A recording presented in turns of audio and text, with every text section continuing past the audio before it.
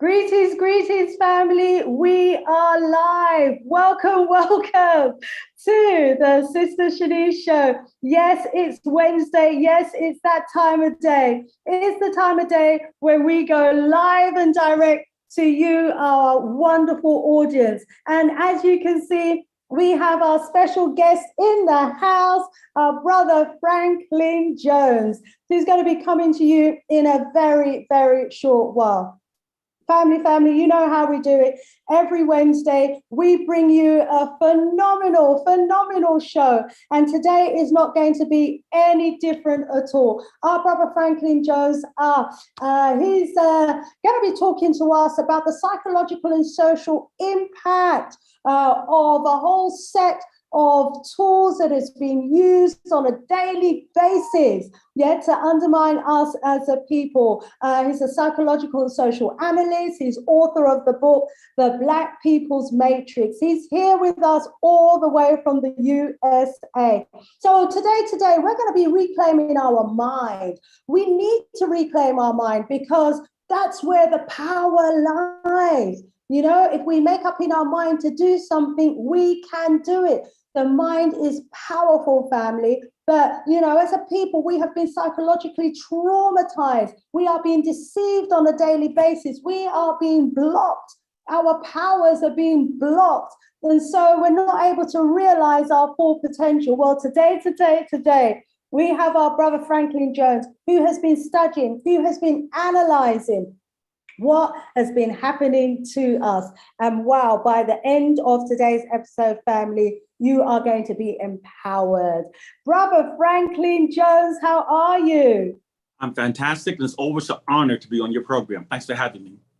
It's an absolute honor and privilege, my brother, as always. Last time you were here with us, the show, you know, absolutely phenomenal. Our audience were asking for you to come back again. I know how busy you are, that I'm so grateful that you've made time for our show today, because the learning is phenomenal, is incredible. So, Brother Franklin Jones, I wonder if you could just greet our audience and let them know how you've been since the last time you were with us. And I'm just going to be doing a little bit of posting as you greet the audience.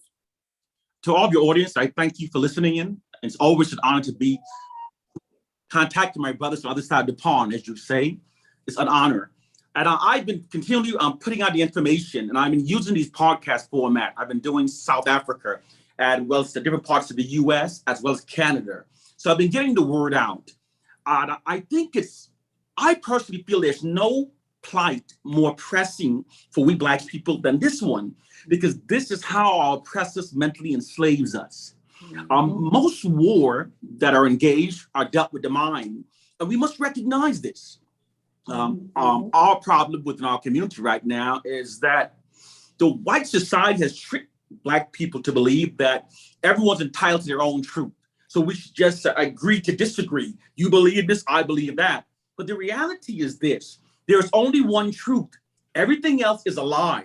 If you're not functioning based upon what is true, you are functioning based upon a lie. Now, usually, people may have a right to believe what they choose to believe, but there's a profound exception to this rule when it comes to the oppressed. The oppressed must gain an accurate understanding of their plighted condition, because if our understandings are flawed, then all remedies that stem from misunderstanding will be flawed. This is why the oppressed have spread so much disinformation to the Black communities. They don't want us to gain a true understanding of our plighted condition. Because once you gain a true understanding, you then find the proper remedies to free yourself from it. And that's what we're about. The goal is to elevate our minds of our people from a biblical fairy tale and from a slave syndrome myth, and teach our people to recognize the social sciences that are being deployed. There are social sciences that are used for maintaining white dominance, which I will discuss today. And there are social sciences that are required for the long-term oppression of a people, which I will also be discussing today. We must learn these sciences. And I'm going to say something to you. The difference between true knowledge and false knowledge is this. False knowledge keeps your mind stagnant. It doesn't help feed you to find remedies, so you just stay stuck. True knowledge elevates your understanding. And that elevated understanding causes you to develop remedies as a necessity to survive, to escape your situation. And today, the information you will get, it will expand your radius. And a mind, once expanded to a greater radius by truth, never returns to the original smallest size because the truth won't allow it to. Today, you will hear the truth of our plight and condition. Wow, wow, wow. Absolutely phenomenal. I am ready for my brain to be expanded. I am ready to hear, what I need to hear in order that I can find a remedy to free my mind so that I can be all that I can be. Brother Franklin Jones, share with us, how long have you been studying these sciences? And, how was it? Did you come across or stumble into, or how is it that you happen to, acquire this knowledge of what is happening to us? Okay, I've been Afrocentric all my life, and I've been studying psychological warfare for over 30 years. But what really changed my life in terms of understanding psychological warfare was while I was I'm a veteran of the Iraqi war. I was an infantry combat soldier who went into Iraq. Now, while I was in Iraq, there was a unit, a psyops unit there, psyops being psychological operations unit. Me at this time being an infantry soldier, I asked, why do we have a battalion of psyops in Iraq? Mm-hmm. So the colonel said to me, the commander of the psyop unit, he says, while we're able to defeat the Iraqi people with our weapons advantage, we're not able to win their loyalty without manipulating their minds. So I watched the US government, we took over their media, all of their mainstream media, all of the significant media, and we placed agents in there, and we fed them information so they would support us being in Iraq. We went into their schools and we changed their curriculum. The United States government paid for millions of books to be placed into the Iraqi schools. So the term was we were socializing the Iraqi people to think and behave in ways that benefit the West. Now, the more I observed, the more I watched, the more I realized that they will follow the same blueprint of what has been done to we Africans and is still being reinforced against the minds of Africans. Mm-hmm. It's I'm going to break it down, everything based on what I saw there. Then I started studying it. I became obsessed with learning more about the manipulation of the mind. You see, regardless of how intelligent people are, if it's possible to control the information that's fed into their minds, it's entirely possible to control what they believe. Mm-hmm. It's also possible to socialize their group mind to think in ways that serves the oppressors. Mm-hmm. This is all possible because people are like computers. All you have to do is to give them certain information every so often, and you can persuade an entire generation towards an implied objective. And that's what we were doing to the Iraqi people. Now, we knew the older people would know our propaganda and knew it was a lie, but our goal was long-term. We knew that if we continue feeding, the American knew that they kept feeding information, that this new generation growing up will be socializing their minds. Mm-hmm. And we will turn their minds against their parents who knew the lies. Wow. And the same system was being done to we Africans globally. And I will discuss when this particular program was deployed against us. Mm-hmm. We must recognize there are three ways to manipulate the human mind. And that's by what we're taught, by what we see, and by what we hear. Because the white society controls the education we're taught, the media images we see, and the societal narratives we routinely hear, this allows the white society to shape our minds in ways that serve their interests. Now, as long as Black people think that our mind is being controlled by slaves from the past, we will never address the problem. We will never develop the proper remedies. We have to realize our plight has nothing to do with Willie Lynch. Our plight has a condition as a result of the white society's monopoly over information that are fed into our minds. That's how we are being controlled. I'll give you an example. Okay, many Black people ask this question, and how could we not? We said, how is it possible that that Black people are so often negatively perceived in our society, while whites are perceived more favorably as a racial group who possess the highest ethics and moral standing in spite of such a brutal history to the contrary? We all recognize this reality. We know this is true. Black people are negatively perceived and white people are favorably perceived. So people scratch their head and ponder, why is this, how does this happen? If you understand social science, you'll understand what happens. Here's how this happened. Public perceptions are not shaped based upon facts nor reality. Public perceptions are shaped by the narratives that are fed into a society. Those who control societal narratives literally control the interpretation of reality. The white society controls societal narratives, and they constantly feed narratives into a society that vilifies Black people to falsely validate their past and present mistreatment of Black people.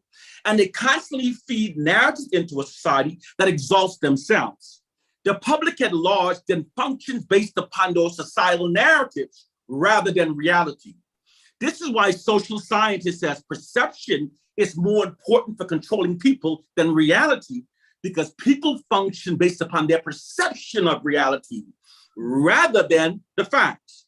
The white society creates the illusion of their superiority by constantly feeding information that exalts themselves and marginalizes us. This creates false assumptions within the society that aids the white society in maintaining their social dominance. Those assumptions affect hiring, firing, they affect how our society functions. And this is how white society maintain their social dominance. This also provides the white society with a more sophisticated way of subjugating Black people, given that it's not easily recognized by Black people. We have to educate ourselves to understand the system.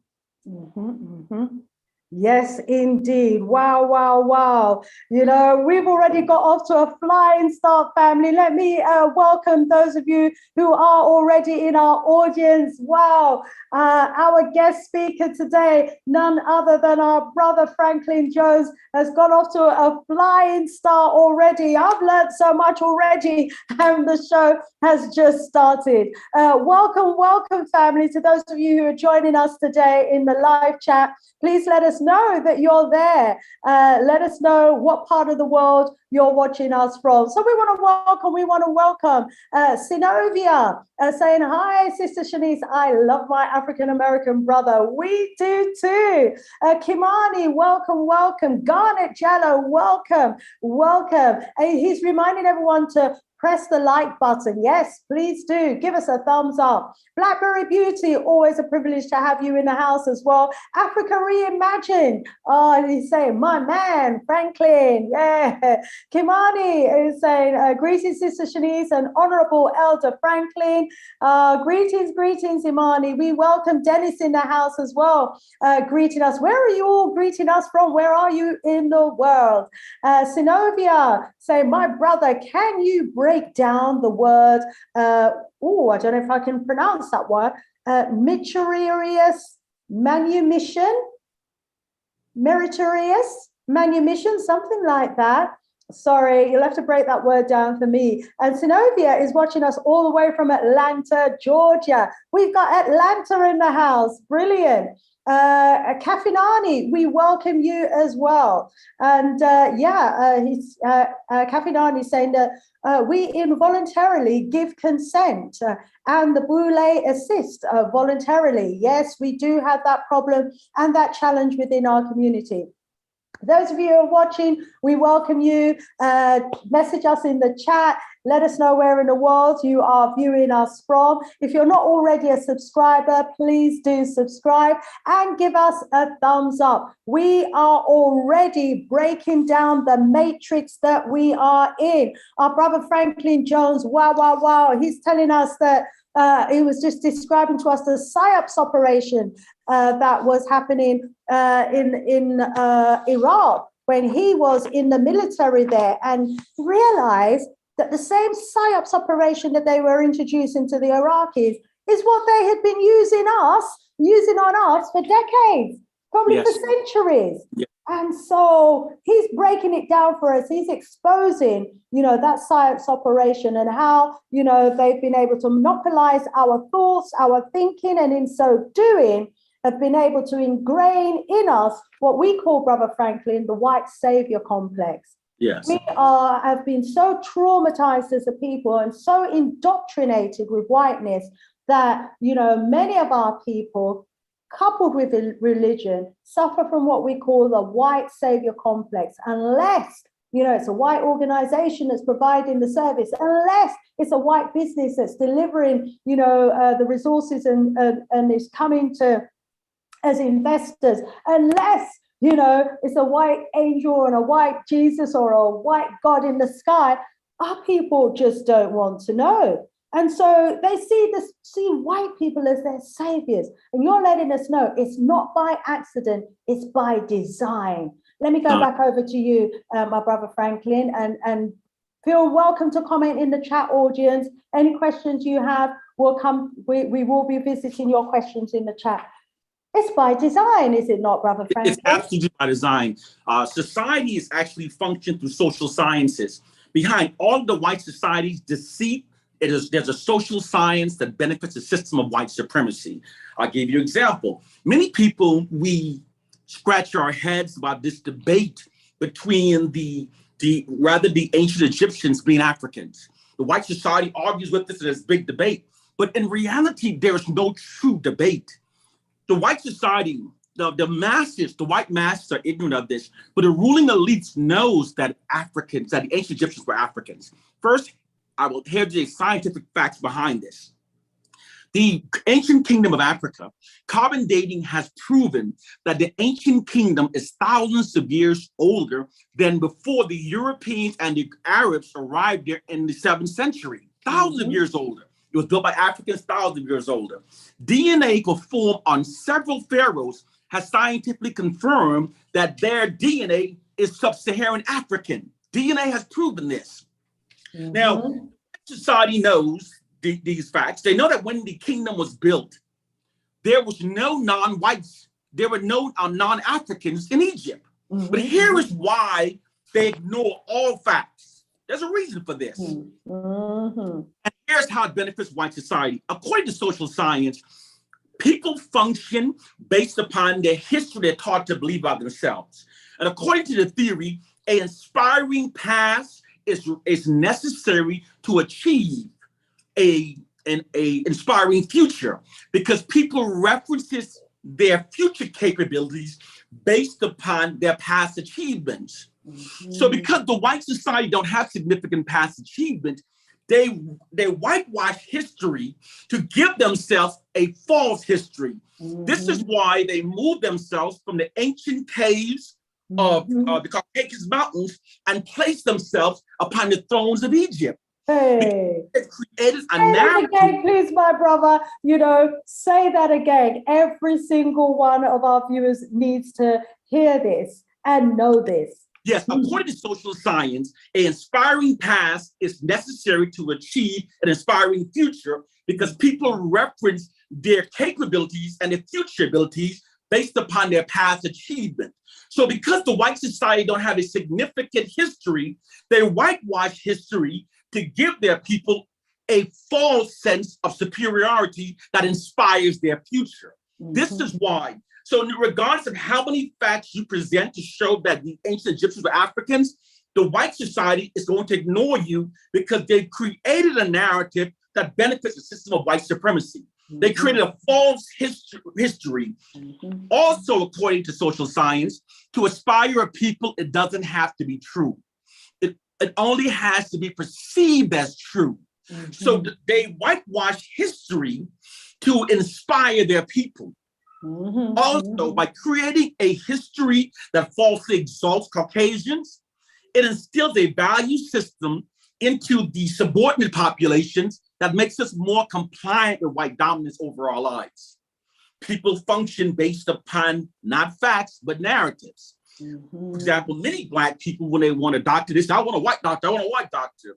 They've been conditioned to inherently feel that white doctors are superior. And they've been conditioned to marginalize everything on Blacks. But most are unaware of the fact that the first successful open heart surgery performed on the planet was performed by an African-American, an African man, in a Black hospital. And once he did this, whites from all over the nation and the world came to him to learn from him. But see, we are not functioning based upon that narrative. We are functioning about the narrative that exalts whites. So, like I said before, society functions based upon narratives. There are many Black people who constantly make negative generalizations about their race. And they constantly put their race down. It is by design whenever the oppressed starts thinking exactly as the oppressors wants them to. The practice is known as socialize. Socialize is when the dominant culture exploits its monopoly over information that is being fed into the mind of the subordinate population to make them think and behave in ways that are beneficial to the dominant society. Now, all white governments do this, but here's how they justify this. They justify saying that it's necessary and it's the duty of the government to protect its dominant culture, to protect its status quo from any type of revolt or rebellion that may arise among the oppressed. This is how they justify this. And it's happening to all of us.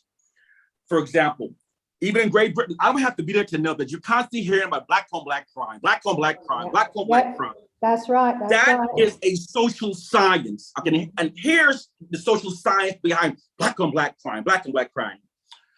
Social scientists who studied the African-American population in 1968, they were hired by the Kerner Commission, and they determined that they had to find out the aggravating factors for the unprecedented Black protests. And they determined it was caused by an elevated collective self-esteem brought on by the emergence of the Black Pride movement. Okay, so they logically determined that they had to keep Black people's collective self-esteem low. This is why you always notice that you keep hearing negative narratives about yourselves. They also determined that while the white society utilizing their weaponry advantages of guns and cannon could enslave and invade Africa, they could not capture our loyalty without socializing our minds, because whenever people are oppressed for a long term, their collective aggressions toward their oppressors will continue to grow until acts of massive rebellion becomes inevitable. This is an inherent response within the human psyche when held under long-term oppression. Here's how you prevent this. Oppressors prevent the oppressed from unifying against them by manipulating the oppressed to perceive themselves as being their own worst enemies. This shifts the oppressed collective aggressions away from the oppressors and redirected against themselves, thus preventing them from unifying against the oppressors. Negative propaganda that we receive about ourselves is designed to keep our morale low, our self-esteem low, and it's designed to keep our collective aggressions against ourselves. Something else that's a social science you'll notice. If you pay attention, you'll notice that you'll hear negative narratives told in the media about every racial group except Caucasians. Because social science says, in order for a dominant society to maintain its position of social dominance, the narratives that are fed into a society about the dominant group must never undermine their position of dominance. So this results. Oh, what's happened? We've just lost your image there. Give me a second. Okay, let's get back. Our brother Franklin Jones, my. You know, as our brother was talking there about how, you know, the oppressed manages to socialize our thinking so that we internalize the aggression, we internalize the problems, and we see ourselves as the problem, the Black on Black crime. You know, I was thinking of South Africa and the xenophobia situation there. They are the masters. They are the masters, are they not, at that manipulation? They've manipulated our brothers to the point where they don't see the oppressors as the problem. They internalize the problem, so they see themselves and their brothers, that they see their own African brothers as the problem, when the real problem, you know, is the white South Africans who control the land, who control the resources, who control the means of production, who control everything. Oh, we've got our brother Franklin Jones back. Well, I was getting worried for a second. Let me just quickly go over to the chat, brother Franklin. Whilst we wait for your audio I'm terribly sorry for the interruption. I apologize. That's okay. Don't worry. We're just delighted that you are back with us. So let's quickly go over to the chat and let's bring in some of the comments from our viewers. So yes, Kimani, we welcome you all the way from the UKKK. African Last Born is in the house, rising up the family. Africa Reimagined. what's this? Let me enlarge this again. Meritorious manumission. Do you know what that is, my brother, Frankie? I'm not prepared to answer right now. I remember it, but not too well to discuss right now. I think I know what you're saying. And you might be saying the first part wrong, but the last part you're saying right. Yeah, I know meritorious manumission, reward for helping Yorugu, reward for helping our oppressors. Okay, yes. Yeah, so thank you for that, Caliphate. I mean, that can be seen, reward for helping the oppressed can be seen with your, you know where you can see that? You can see that in terms of rap artists, for example, who are using their platform to denigrate our image, criminalize our image, and they're making millions of dollars denigrating the image of Black people. And that those negative image of themselves is perpetuated around the world. And those images also conditions many Black people to perceive ourselves through a false, marginalized identity that aids the white society in maintaining their social dominance over us. The situation we have is what you will discover that all self-hating Blacks have in common. You know what they have in common? All self-hating Blacks believe the narrative that the white society says about us are true. And all self-loving Blacks don't believe the narrative the white society says is true. So the core factor of Black self-hatred is linked to those who believe the oppressors' narratives. I mean, the oppressors has never earned the credibility to control Black narratives, never in over 500 years. The oppressive depiction of Black people has never been true. In fact, that's been a historical, consistent fact throughout world history. Throughout world history, the oppressor's depiction of the oppressed is never, ever a true one. It's always negatively distorted to serve the oppressor's nefarious agendas. But this is a fact that many Black people have been socialized from realizing. And so now the white society tells us who we are, and we accept those narratives. As long as the white society is controlling the narratives, they will always give us narrative that falsely exalts themselves and falsely marginalizes us. And it's all over. In fact, as I said, social science says in order for a dominant society to maintain their position of dominance, the narratives of fed must exalt them. Doing so, there's another reason for it. According to social science, people are inherently tribal, and they don't normally accept the long-term dominance of different racial groups over their lives. That's not a normal human trait. To get humans to accept the long-term dominance of a different racial group, their minds must be manipulated to do so. By constantly inundating Black people with white exalting narratives and Black marginalizing narratives, this not only makes Black people more compliant with white dominance over our lives, it in fact, in many cases, causes Black people to even prefer white dominance over our lives. If you talk to Black people, you see many say, I'd rather have a white person in charge, because they've been socialized to do so. And because they've been socialized, they've normalized it. And they tend to fight against anyone trying to teach them the truth. It reminds me of the story about Plato's cave. It was actually a story taught to the Greeks by the Egyptians. The Egyptians plagiarized the story by renaming it Plato's cave. But in the story of Plato's cave, there are 4 people and they're trapped in a cave. And they're being shown image of a false world. From the time they were born to they grow up, they're seeing these illusions. Now, one of the people escapes. And when he escapes, he goes into, he sees the real world. So he returns to the cave to try to rescue those in the cave and to explain to them that their reality is a false one. And they get so angry at him, they chase him out of the cave. This is what we presently confront as Black people living under white dominance. You know, if people are born being told lies, to parents that were taught those lies, and a society that believes those lies become the norm. And they refuse to hear. In a situation like this, that person will die, and his mind was never his own, because he was always functioning based upon the false narratives. This is the case with many of we Africans. Many of we Africans goes from our cradle to our graves, living our entire lives having been mentally enslaved by the white society. And once you have been socialized, you ignore common sense. Common sense go out the door. For example, look at the millions of Black Christians we have. And they ignore the fact that Christianity was introduced to Africans by those, it was written by Romans who engaged in massive orgies, death sports, pedophilia, incest, wife swapping. These are the people who wrote the Bible. And after they wrote the Bible, they continued these practices. Then the Bible was brutally forced upon our ancestors. It was beaten into the minds and heart of our ancestors by those who also raped them, maimed them, and murdered them. Okay? Also remember, the Bible condones slavery. All of these facts totally disqualifies the Bible from being the true words of God. Mm-hmm. But people ignore these facts. They ignore these facts for tradition and they cling to it. And what they don't realize that this false knowledge imprisons them. Mm-hmm. The worst enemy of knowledge is not ignorance.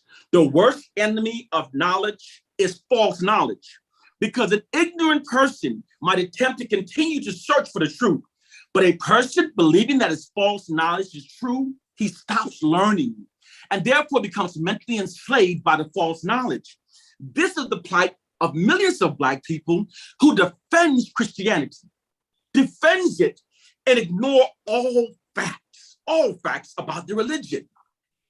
To believe that a religion created by the Almighty Creator would be introduced to a people through rape, torture, murder, and enslavement?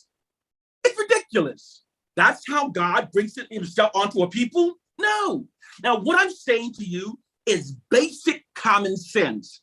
But because many Black people have been socialized, they think without applying basic common sense. Mm-hmm. It has been called thinking without thinking. And when you present facts to them, facts doesn't matter. Critical thinking doesn't matter. That's why sometimes trying to convince a mentally enslaved Black person of the truth is very much like trying to feed medicine to the dead. It's the case. Indeed, it's our reality, But I say to my people, it is not a slave syndrome. It is a social science that's being used for maintaining white dominance. And this social science that we're currently in was implemented in 1968. Now, I know that there were methods where we were beaten and brutalized through our slavery. Now, many people say that, and let me tell you what makes the Willie Lynch appear so convincing, because the Willie Lynch myth is connected to some truth. And when you connect a little truth to something, people, while holding and defending the truth, it drags the lie along. And I'm going to explain the difference. Was our people brutalized? Yes. Was our people conditioned to believe less of themselves? Absolutely yes. The process had different names depending on where you were. In Africa, it had different names. And the US had different names. Here in the state of Georgia, the condition was called seasoning. And here's how seasoning works. When a enslaver was selling an African to a potential buyer, the potential buyer would ask, "Is your slave well seasoned?" And the seller would say, "Damn right, he's seasoned, try him out." The potential buyer would strike the African in the face to see does the African respond. See does the African look at him with contempt. If he sees any indication of contempt within the eyes of the African, he was not properly seasoned. I can't use it. With the woman, is she seasoned? Try her out. He would grab the woman's crotch, fondle her crotch. Now, if she tries to push his hand away, she's not properly seasoned. If she allows him to fondle her, she's seasoned. Yes, our people was beaten, tortured in the seasoning process. But this seasoning process does not affect you to work like robots for the next 400 years. That is ridiculous. That's idiotic. That's not how true brainwashing works. True brainwashing requires a system that's being constantly reapplied upon the targeted population to remain effective. The fact that, if not, it would decrease with every new generation and not worsen as we witness. I'm going to show you how it's worsened. During the 1960s here in the US, African Americans wore beautiful afros. They said Black is beautiful. They called each other brothers and sisters. Today, we're wearing long blonde weaves, blue contact lens, bleaching our skins, and we're calling ourselves niggers and bitches. And we perceive ourselves as our own worst enemy. Now, if our condition was truly connected to slavery, it would have been worse during the 60s and less today, because our current generation has been moved further away from slavery. So if it was connected to slavery, the condition would be lesser apparent given the generation is further away. Understand? Common sense. Given the fact that our condition is worse, it shows it is not slavery. It's the result of something called an ideological subversion program. The white society bombards us with information, and it affects how we perceive ourselves. And through this information, we're unable to develop a proper understanding of our plight. They've shifted our minds against ourselves. And this is the system we're under. And I said, remember, they studied the African-American community and they saw the unprecedented protests in the 1960s. And they said, to control these people, we have to socialize their minds, and we have to start doing the educational system. We here in America, we made a big mistake. We wanted to, because our schools was dilapidated, we had old books, we believed that the remedy to our problem was to putting our children in school with whites. But we didn't recognize the social science. We further damaged our community because we placed our children into schools where they were being taught to exalt whites and marginalize themselves. Mm-hmm. Now, the things I say to you, we all know, we know. And like, for example, we all know this is a fact. We learn more Black racially affirming facts from each other. They would do so within our schools. We know this. But do you know that that's a social science? Most people don't know that's a social science. It is. Here's why it's a social science. In order for a dominant culture to maintain its position of social dominance over its subordinate population, the education given to the subordinate population from the time they are young and their minds are most impressionable must be the type that denies them of a racially affirming curriculum. When the oppressed are denied a racially affirming curriculum, this psychology conditions them to accept their subordinate status within a society dominated by their oppressors. And this is happening to us every day. When your children go to school, they're giving a curriculum that they're being taught to exalt whites, exalt whites, exalt whites. And many graduate from their high schools believing we invented very little, nothing. And they believe that most inventions were invented by white people. Here is the reality, the true narrative that most people don't know. Here are the facts. Most inventions that revolutionized the world were either invented by an African or was inspired by an earlier invention by an African. But you see, these are not the narratives our society are functioning by. We are functioning based upon false narrative that exalts whites and marginalizes us. As I said earlier, this creates assumptions within the society that aids in maintaining their white dominance.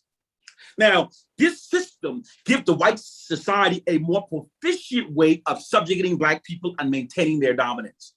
Because unlike the blatant segregations of the past, where Black people could easily identify and unify against, most Black people aren't able to recognize the system. And white racism always prevails best when its Black victims no longer recognize it. We are in a system that millions of most Black people don't recognize. We have to educate our people. Our people sit there watching television and where we keep seeing negative narratives of ourselves and we don't recognize what's happening to us.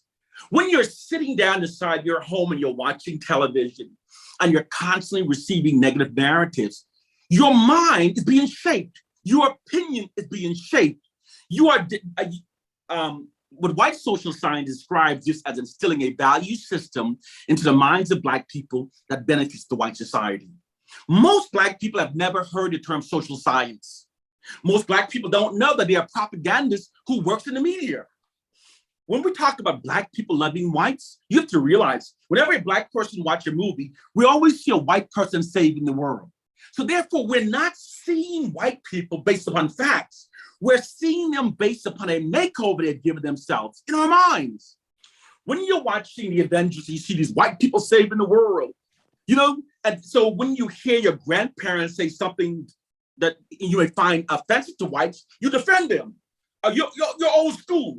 They've convinced us that white racism doesn't exist and that it is we who are our own worst enemies.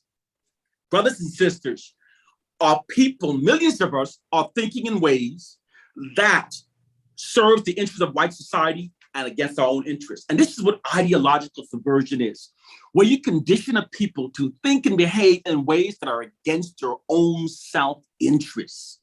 This is the situation we're in. And until we recognize it, it's going to continue. They're going to continue using it. Every government, every white government has two faces. This is the reality.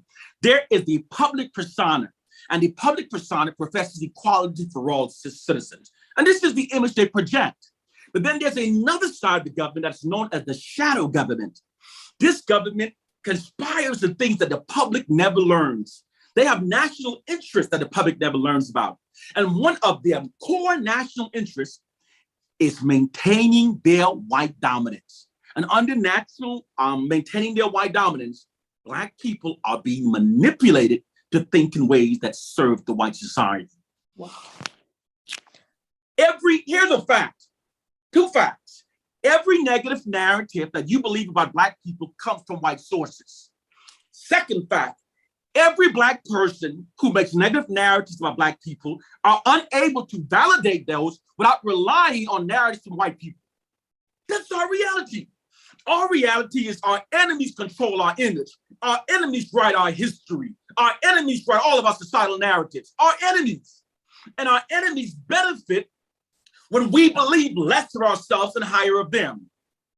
Now, given that they benefit from it, why wouldn't they use that against us? Why wouldn't they, given their history? Is there anything in the white society's history that would make you think what I'm saying is untrue?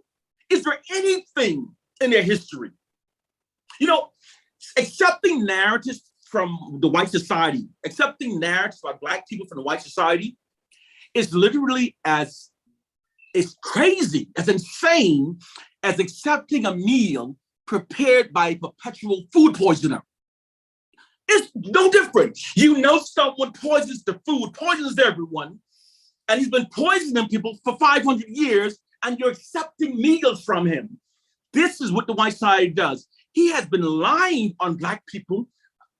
I'll give an example. The white society teaches, for example, that when they went into Africa, that Africans were illiterate and uncivilized. Therefore, that we have no history beyond the enslavement of Africans and the colonization of Africa. And they teach us in our school. When your children open their books, what they learn about Black people, they're learning about starting with colonization. In America, we start with slavery.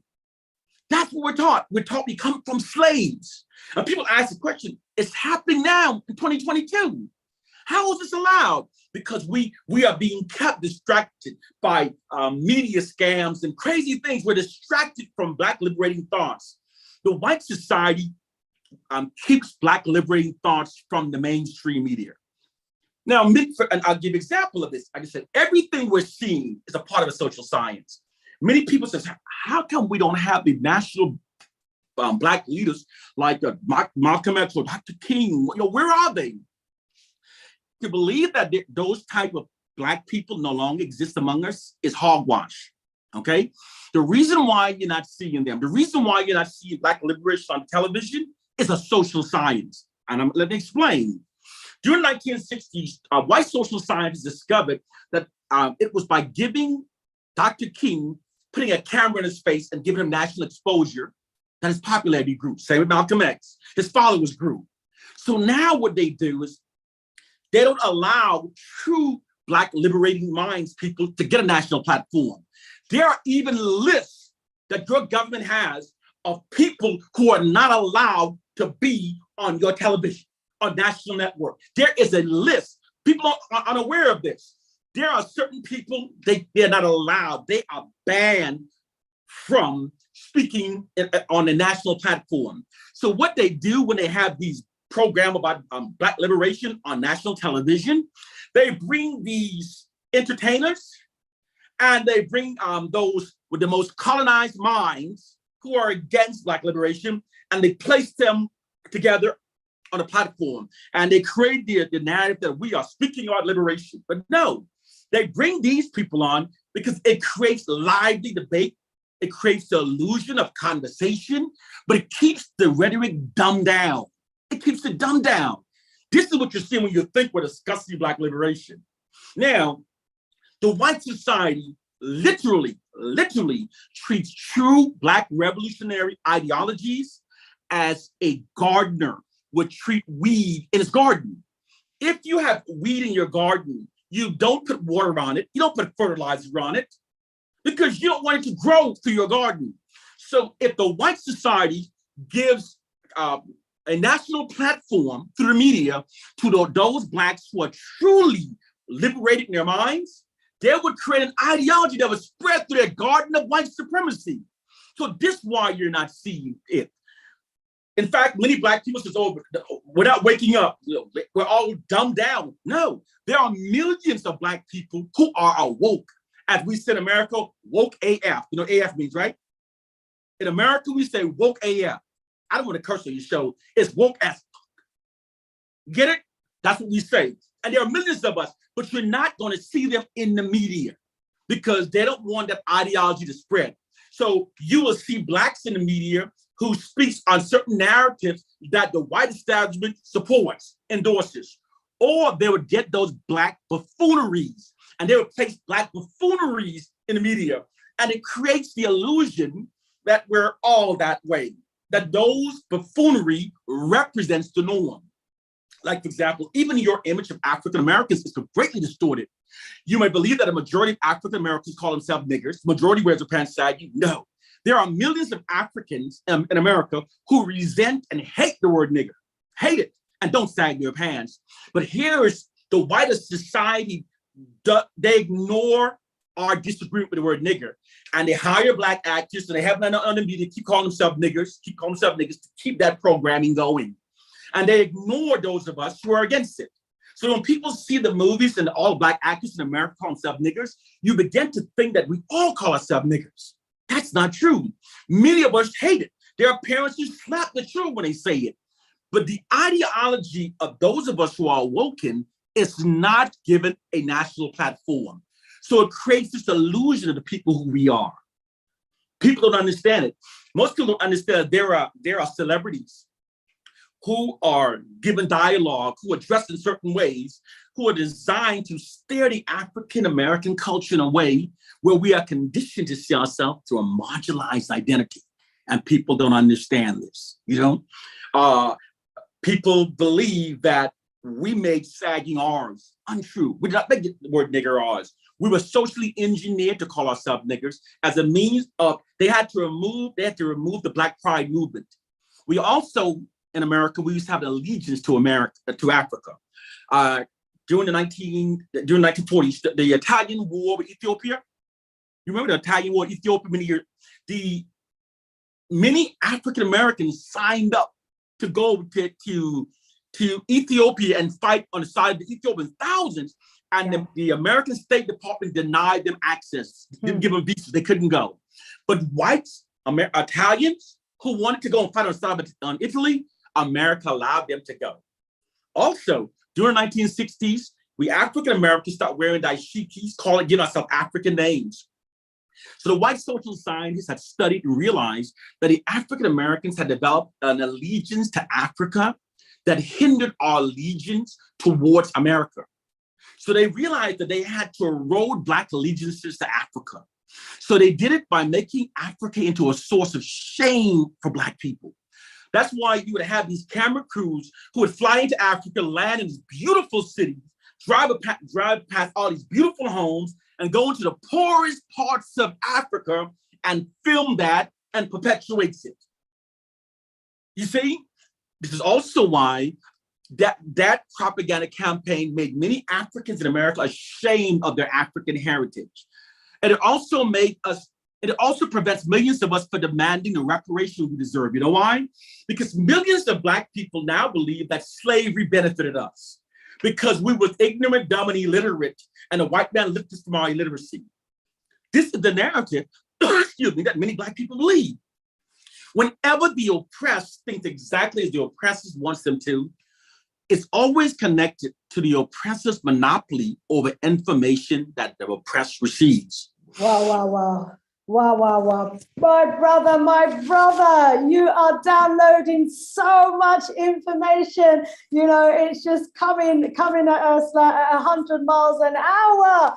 I know. So it's fully loaded. We said, you know, that it was going to be a fully loaded show, and the information is phenomenal. I think people are just going to have to rewatch this video and make notes.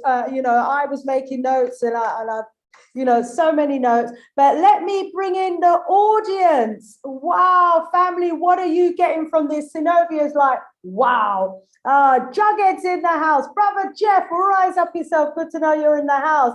He's saying, correct, Sister Zenobia. I am not saying it is too late. I'm just saying that the 3 or 4 decades we have left must be directed towards nation building. Africa Reimagined saying that's it exactly, Brother Franklin. You hit the nail on the head. That's what I was talking about. Lily's like, powerful information, my brother. Family, let me know what your thoughts are. You know, what are you getting from the information that our brother is downloading? Wow, wow, wow. We are being socially, scientifically engineered to elevate whiteness and to denigrate ourselves, and so many examples. Let's scroll up and see what else we've got. Jughead, Brother Jeff is saying, correct, Sister Zenobia Ridley, the 1% of us with integrity and backbone must separate from the sheep and build our black Qatars and Dubais. Then the other 99% sheep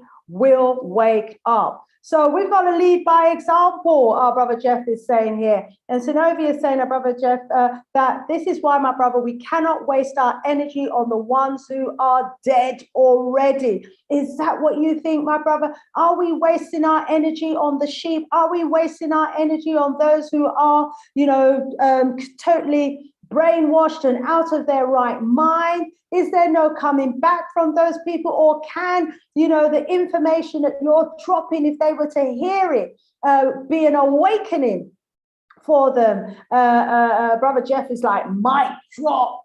3,000 years, Brother Franklin. Califani,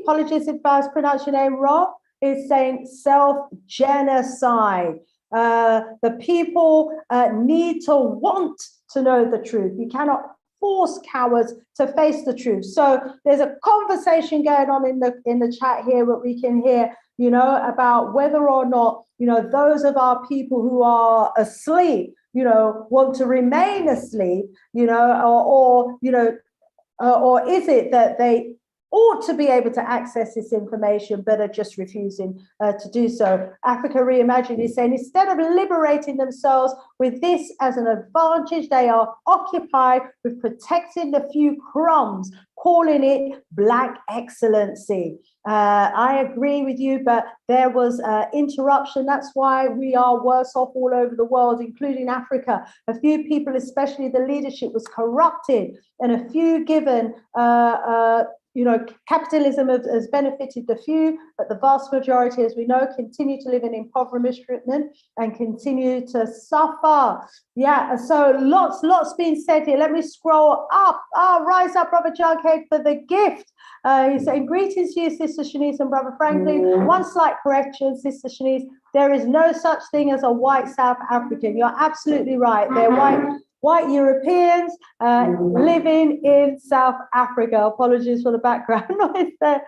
And Malanga is saying, it looks like Zambia is allowing a new US Army base in their country. Scary times indeed. Agree with you. We've got to be out of our right mind, have we not, Brother Franklin? You know, as a people, to be allowing our former enslavers to set up army bases in our backyards? I mean, have we not got to be just totally out of our minds? Exactly.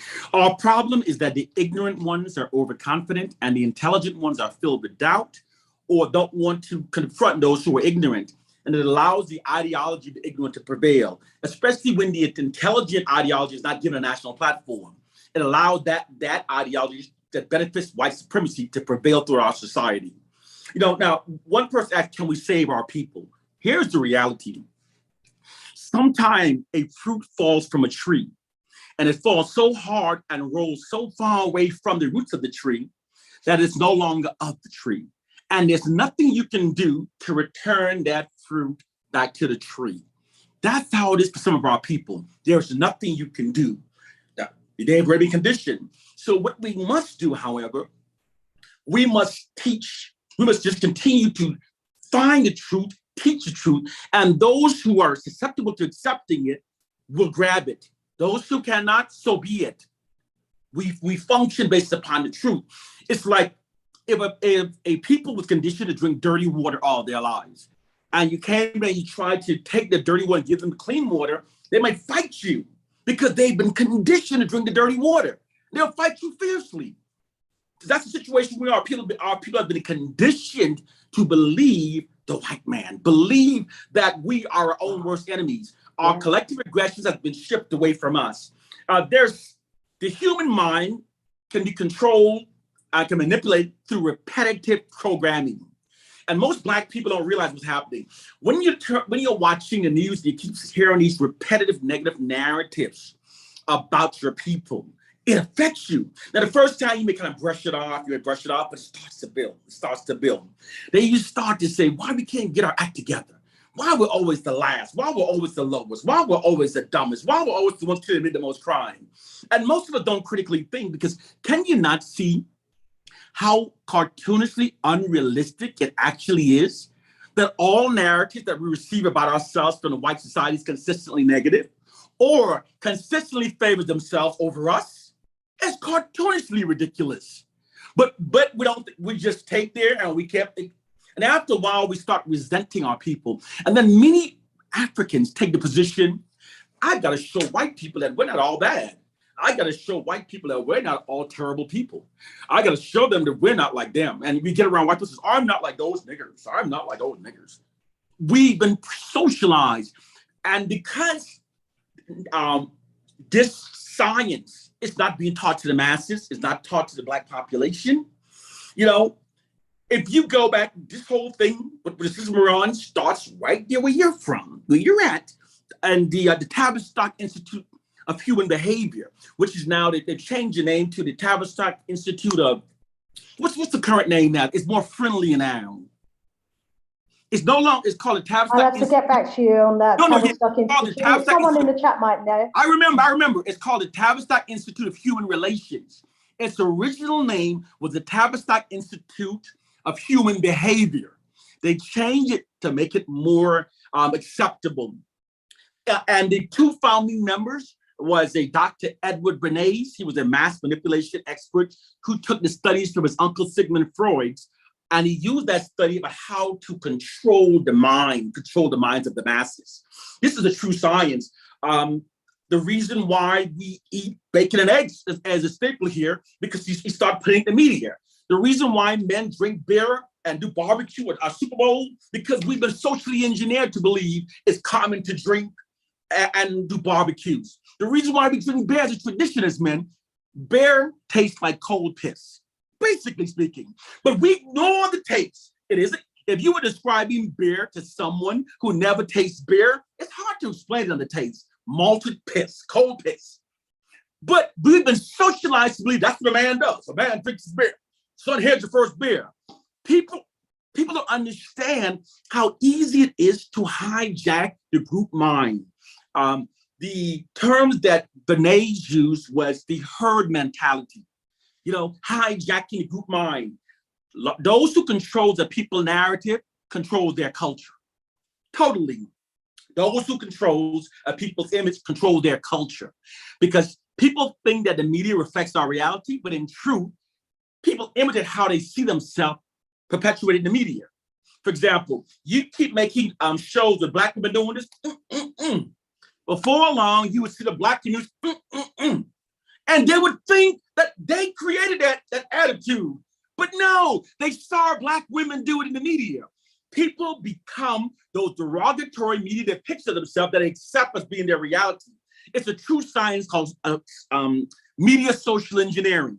because the white society controls the media images of Black people. This allows them to steer our culture. In fact, if the white media controllers wanted Black men to walk around with a yellow Afro comb in their pockets, all they would have to do is put that image in music videos and movies with a Black man where they walk around with a yellow comb in his pocket and make it appear something hip and cool. And you would see Black people walking around doing it and thinking they created it themselves, not realizing that what they call their swagger has been created by the white dominant society. The white society has conditioned us to see ourselves through a marginalized identity. It's like, if you capture a lion, how do you control that lion? You condition a lion to believe he's a kitten. You condition him. You don't show him any images of a fierce lion. You don't show him an image of a lion attacking. You only show him kittens, only kittens, only kittens. And you convince him that that's his image. The white society has exploited their monopoly over information that are fed into the minds of Black people to condition Black people to perceive ourselves to a marginalized identity. I was doing another program on Bob O'Shea, and a brother from the UK called in, and he said, the reason why we didn't write anything down, we were an oral people. You see, he's functioning based on the white man's narrative. He doesn't know that Africans civilized Europe. He didn't know 99.9% of Europeans were illiterate when the Moors went there and teach them. He doesn't know this. See, people function based upon narratives. The white society's power is that they control the narratives that this world functions by. And they create these fraudulent narratives, impose them upon the world, and we function based upon those narratives as if they're true. And their narratives exalt themselves and marginalizes us. And why us particularly? Because we are the greatest threat. In psyops, you always do a character assassination of your greatest threat so that others would not follow them in any revolt against you. That's why they denigrate our image. Why? Because they know our great history. They know that we were living in pyramids when they were living in caves. Now, are we still those same people? You damn right we are. But they have manipulated not to know it. I'll give you an example.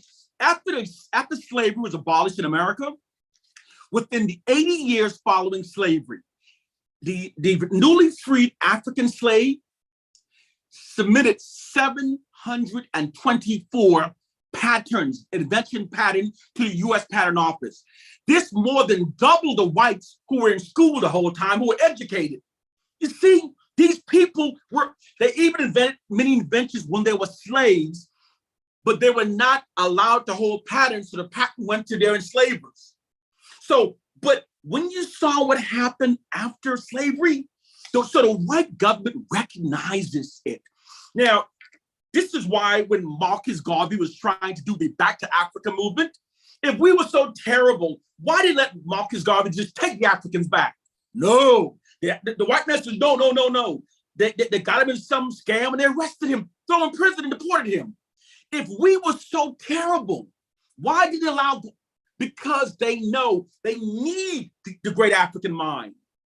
Now, like I said earlier, most people don't realize this. Without Africans, you wouldn't have cell phone. You wouldn't have the internet.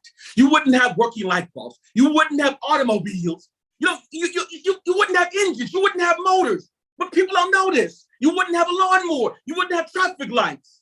You wouldn't have skyscrapers because Black people invented the elevator, the fire escape system, the heating system, the air conditioning system. You wouldn't have cold food in a grocery store because an African American invented the refrigerated truck that delivers the grocery to the grocery store. You wouldn't have washing machines. You wouldn't have dryers. But most people don't know this narrative. Society functions based upon the narrative. This is why the white society creates the perception of white superiority and the perception of Black inferiority. And our society functions based upon these inaccurate narratives. Black people has to be taught to recognize the system. Because once we recognize the system, we start developing counter strategies. Once we recognize what's happened to our children in the school, Right now, our minds are socialized to imitate whites. I'll give you an example. When our children come home with their report cards, what do? Oh, you got A's. Happy, I'm so happy. A's. That's all we care about is their performance. They're getting A's. But we ignore the fact of what education really is to people. Education is more than learning language and maths. Education inspires the people. It tells them who they are. It inspires their future. But for Black students, their schools are the places where they first experience the implication that is something lesser about being born Black. And it's happening right now. But we are so conditioned like robots, we normalized it. We say nothing. Because we were born into this system, we don't see the mental change. We have been socialized. Until Black people recognize that we've been socialized and recognize that the socializing is continually being reapplied upon us, we will continue to be mentally enslaved by the white society. See, the social scientists don't use the term mentally enslaved. They never use that terminology. The terminology they use is socialized. And here's how they describe it. They said socialized is when these subordinate population has been conditioned to adhere to the authority of the existing infrastructure of the dominant society. This is what has happened to Black people, and it's being reapplied every day. It start doing when we're young in our school system, our entire education development, from 5 years old to 18 years old, for 7 hours a day, Black people are being exposed to an educational curriculum that exalt whites and marginalize us. Then after we complete our education, we're bombarded with immediate propaganda that constantly denigrates us while exalting white, 24/7. Now, so when we see the self-hate, or when we see when a Black person walks into a white person, he sits up straight, or when we see a Black person has a harder time hitting a white person who attacks him than a Black person, we said, it's that Willie Lynch curse. It is not Willie Lynch. We've been socialized, and the socializing is continually being reapplied upon us. And the white man will continue to do this until we recognize it, until we recognize there's a war being waged against us. And the white society has always used psychological warfare. We are victims of the white society's psychological warfare. We must recognize it. Absolutely, absolutely. And thank you for spotlighting it for us today. Wow, let's go over to the chat. There's more conversations going on there. We want to rise up Brother Jughead, Brother Jeff, for his donations. The first part is correct, he says, Brother Franklin. We are attacked because of Afrophobia and melanin envy. The genius that built the ancient civilizations on Mars and built the 1.2 billion year old nuclear reactor in the Oklo region of Gabon resides in us today. Love and respect to you both, Brother Jeff. Love and respect to you, Brother Jeff. And Netron says, historical facts. Every time they have a renaissance, it's when they interact with Africans. They were stuck in the Dark Ages for almost 1,000 years because they were blocked from the sea by the Moors. They were indeed. But, you know, we found our way back to save them when they needed saving. What credit did we get? None at all.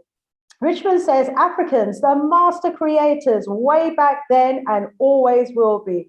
Budum Productions, rise up, Dr. Abu says, some Africans are a junkie to white privilege addiction. Yes, indeed. Akanfo, welcome, says, peace and gratitude. I suggest the new book, The War Against the West. We are destroying civilization by speaking out against racism, according to the author. Really? Wow. The audacity of that title. Wow. Oh my God. Hey, repeat that title, please. Repeat that title, please. The title is The War Against the West. We are destroying civilization by speaking out against racism, according to the author. And some of you may even have heard, apparently, Obama come out and saying about disinformation, you know, as if they now need to think they have to, you know, dress what they call disinformation. What they mean is anyone speaking out against the West, against their narrative, anyone exposing their deception and their lies, they're calling that disinformation. And you know, that means they want to come with some kind of policy to clamp down on freedom of speech. But wow. You see, you know, it wouldn't even surprise if we've got our own people, you know, that these are books are being written by people who look like us as well, who have been completely bought and who are completely out of their right mind and totally addicted by whiteness. Rise up the Jamaican Junkra, good to know, say, you know, the O's. He's saying we have white thoughts in our black heads. And our brother Franklin Jones is here to try and kick those white thoughts out of our black heads. We're walking around with a European mindset. We've been indoctrinated with whiteness. We elevate whiteness, as you say, you know, we look to white people to save us, to bring us our food, to bring us our clothes, to show us how to dress, to control our businesses, to control us and everything about us. And as you said, there are so many of us who wouldn't have it any other way. I mean, how, you know, those of us who have now been exposed to this science and recognize all of what you're saying as, you know, the control and the manipulation and the mental enslavement being a deliberate, you know, scientific act that's designed to keep us in that position where they can control us, you know, what are the next steps for us now in terms of breaking out of this mental enslavement? Some may think I'm oversimplifying this, but I'm not. The solution comes with gaining a clear and accurate understanding of your plight and condition. If this was not true, our oppressors would not have spread so much disinformation in our community to keep us from the truth. There is a inherent part within the human condition. When a human recognizes he's in danger, out of a necessity to survive, he develops implementation to remove himself from the danger. This is an inherent response within the human. It's automatic. Now, to show how proper information breeds proper remedies, I'm going to use a story. You know, we are people who tell stories, and this is one of the stories I will tell. Imagine what I may have told you before. There's an African village, and one day from the sea, these Europeans came on a ship, pretending to be friendly.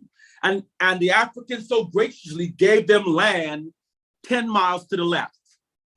So now, all of a sudden, the Africans start getting sick and dying because they don't know that the Europeans wanting their land, because it's the beachfront land, poisoned their well. Now, the Africans, not knowing what's happening to them, why they're falling down, why they're sick, why they're dying, will start to develop different thoughts. We're cursed. It's, you know, all sorts of things. Now, but however, once you teach them the truth that your water has been poisoned by your new neighbors, the knowledge, the proper knowledge, breeds proper remedies. 1, they will stop drinking from that well. 2, they'll close the well down. 3, they'll dig a new well. 4, they'll place guards on that well. And 5, they will send an army to remove those neighbors. The proper information results in proper remedies. When people know better, they always do better. So we have to make sure our people become aware, develop a clear understanding of the war against our minds. Once the people knows the war against your mind as a necessity to remove themselves from the danger, which is an inherent response within the human condition and psyche, they will develop counter strategies. So this is the truth that sets our people free. Educate our people about the social sciences that are being used for maintaining white dominance, and it's required for the long-term oppression of the people. There are social sciences that are required. Like, for example, the average Black person, millions of Black people walk around like this. You went to school and you were taught that we did nothing, we invented nothing, white man did everything. So those are the narrative we function by. Well, you know, we jump in our car, we think, thank the genius of a white man, I can drive this car. Thank the genius of a white man, I have this light bulb. And we function based upon these narratives. And it falsely bolsters the collective self-esteem of the white masses at the expense of the collective self-esteem of the Black masses. Now, and the Black people are walking around through life and they believe that we were ignorant before the white man arrived. So therefore, so how could you not feel inferior when you are functioning based upon a narrative that the white man invented everything, that you were illiterate and ignorant? How? It's difficult, you know? So when we see these people who are brainwashed, yes, they're frustrating seeing that, but we are the miracle. Those people's minds have collapsed under the lines. To give a basic breakdown of the minds of the people, I'm going to give you an example. Imagine, if you would, there's a ship, and the ship is out at sea, and the ship is being followed by a second ship, and the second ship controls all of the information that's being fed into that first ship. And they constantly bombard that first ship with this information about them, that their ship is slowly sinking, that their crew is incompetent, that their ship is lost, that everything's being planned.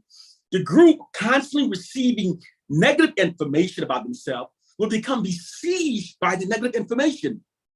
And they will start becoming resentful of themselves, hating themselves.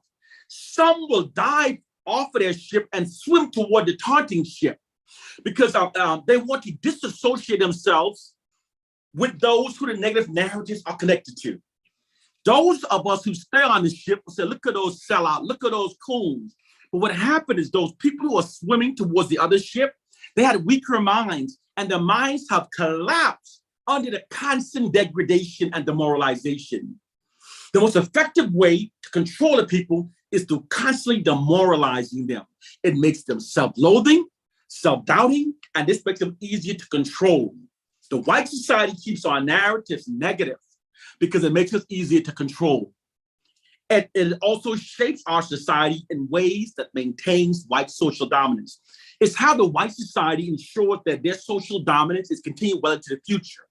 Because, like I said earlier, although all white nations publicly profess equality, they are unrelentingly committed to the preservation of their white dominance. From their position, if they didn't develop systems for maintaining their white dominance, they would then be diametrically opposing their own self-interest. To not make us believe less of ourselves is against the interest of the white society. This is our hidden reality.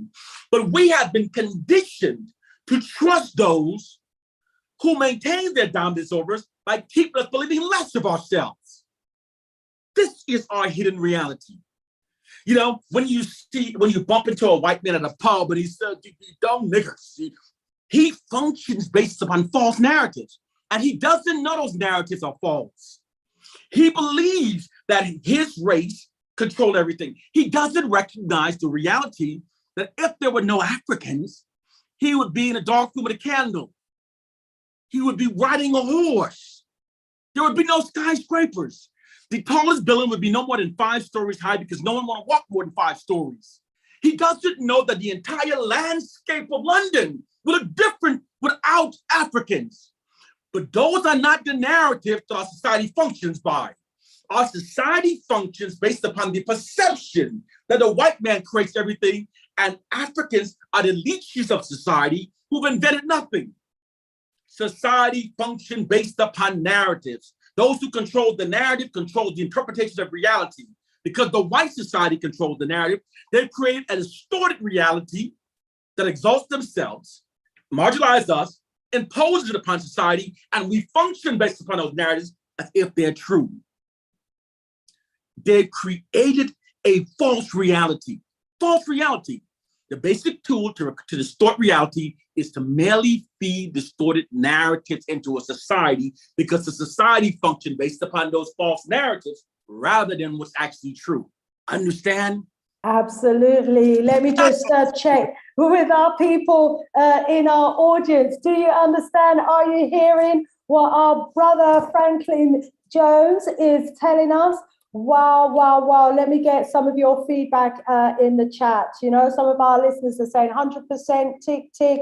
All organized religions work in the interest of WS. No white supremacy around here. WI, white inferiority. Because, that also, it really gets my goat, Brother Franklin, when I hear this word white superiority. To me, it's like, how can we, the superior ones, if we really knew who we were, be calling them, white superiorities and white I never use superiors. that term. I always say, I want you to try this. Don't ever say that again. Right. Always say the myth of white superiority. Or the myth. Every time you say the white terrorists. Yes, the white invaders. Say the myth of white superiority. Every time.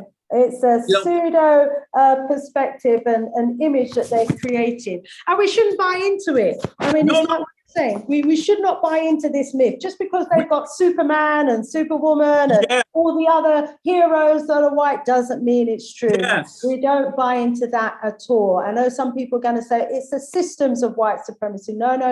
There's nothing supreme. They are our systems. They're using our systems. When they create their own systems, when they create, their own civilizations, and not using all of our original tools, then maybe they can come and talk. But right now, hey. So let's see what Nature Speaks has to say. It says, now we know the truth. What next, please? Okay, very important. Those who know must teach. To those who don't know, I know that's important. And our brother Franklin will add to that. The Jamaican Junker said we must get behind our people and push them forward. Black Acres of the Gambia in the house saying greetings, everyone. Absolutely love their YouTube videos. Black Acres of the Gambia, big up, big up. Nature Mean says they wouldn't even exist if it was not for the African migration into those regions. Absolutely. Jamaican Junker said all organized religions work in the interest, of them. I've read that already. And Nature Speaks saying on the walls in the African and Caribbean homes are the white Jesus. This is our problem. This is our indoctrination. If we believe, that Jesus was white, if he existed, if we believe that he was white and that he is the God and he is our savior, are we not therefore just worshiping whiteness? Are we not subliminally and subconsciously therefore not worshiping them? Is this why, our African leaders will welcome in these people as investors, welcome them in, welcoming their military, welcoming their medical professionals, despite all of the evidence that shows that prior to their campaigns, their inoculation campaigns, people were quite healthy. But following these inoculation campaigns that they do in the villages in Africa, suddenly all of these diseases and sicknesses are springing out, Ebola and AIDS and everything else, and our people are still not connecting the dots. Such is the extent of the mental enslavement and the indoctrination and the belief of, the white savior complex. They believe that they've come to save them when in fact it's the furthest from the truth. Africa Reimagined, big up yourself. Emmanuel, big up yourself. He's saying, big up Brother Franklin. The Matrix Reloaded is a must read. It is. I think that's our brother Emmanuel from the UK, who's actually going to be the supplier quite soon of Matrix Reloaded. Yes. So our brother Emmanuel, he's liaising directly with our brother Franklin Jones, and he's going to be getting a supply of our brother Franklin's book. An absolutely must-read book. And we know, some of us, the challenges that our brother has sending them directly to individuals from America, it's been made really difficult. So what we're organizing is to have a supplier in the UKKK so that you can place your orders with our brother Emmanuel. So brother Emmanuel, please drop your details in the chat. If this is you, our book supplier, or, get the details from me or get his contact details from our brother Franklin Jones. And let's make sure that everyone has brother Emmanuel's contact details, who's based in the UK, so that you can place your order with him. Voodoo Production says, you think they are superior because you lost your mind. Because I agree, we are not in our right mind. If we were in our right mind, we would know without a shadow of a doubt that we are the superior ones. Even the Jesus and the God that they worship, we gave them that. We gave them that. Yeah, because they didn't have a God, and they came to Africa and Egypt. They saw that we had gods. They wanted a God. We gave them Christos, which they changed to the Christ. You know. So anyway, my brother, you were just dropping the bombs. I've got to go back to you, family. Please remember, give us a like. If you're not a subscriber, please do subscribe. You know, we want to hear from you. I truly hope the plumbing in heaven is good, because milk and honey is a natural laxative.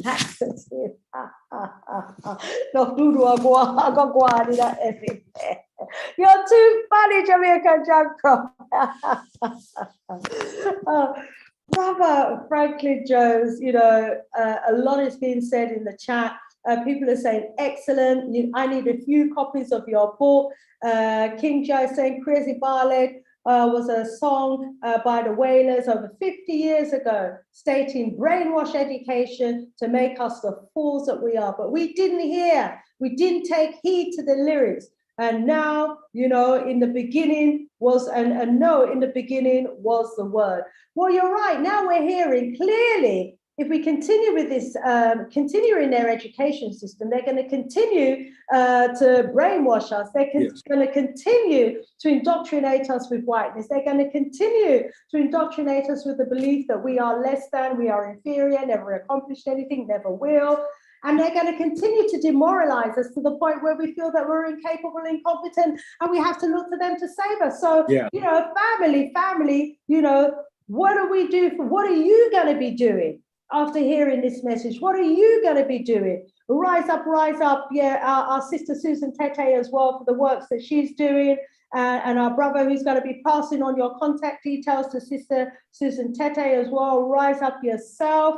You know, what are we going to be doing? We're going to have to look into the mirror and realize that we are the solution to our problems.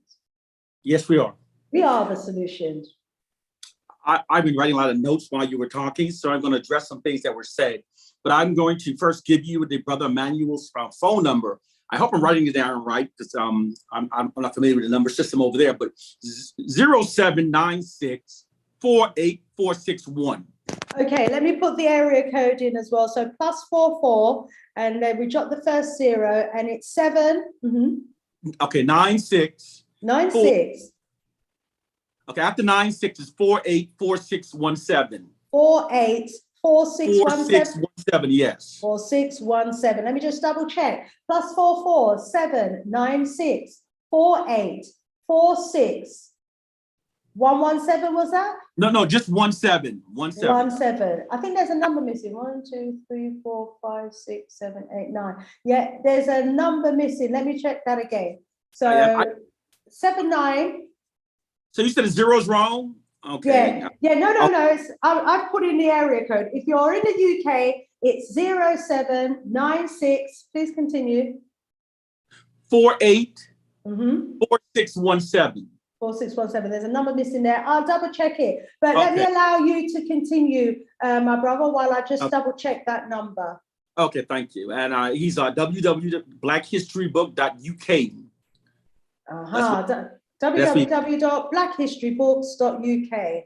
Yes. Okay, right. That's where you can get the Black Matrix, Black People's Matrix from. It'll be there by next Friday. Okay, brilliant. Okay. So www.blackhhistorybooks.uk. Is that .co.uk? Blackbooks.uk. Okay, fantastic. Don't worry, we'll get make sure everybody has that. Now, to answer some of the things that was mentioned, one of the someone mentioned when he was reading about organized religion, you know, many Black people refuse to critically think and research facts because so much of our identity is connected to the lies that were indoctrinated into our ancestors and passed down to us. We ignore the fact that our ancestors was not only enslaved and colonized but they were colonized by the people who have been the most deceitful throughout history. Given this scenario, it's common sense to research everything that was passed down to us. But this common sense is not being spread within the Black community. And through organized religion, we've been kept mentally enslaved. let's look at the facts. Let's look at facts as they really were. And here are the facts. The early white Christians' conversion of Africans into their faith had absolutely nothing to do whatsoever with preparing the Africans to join them in heaven, save their souls so they would join us in heaven.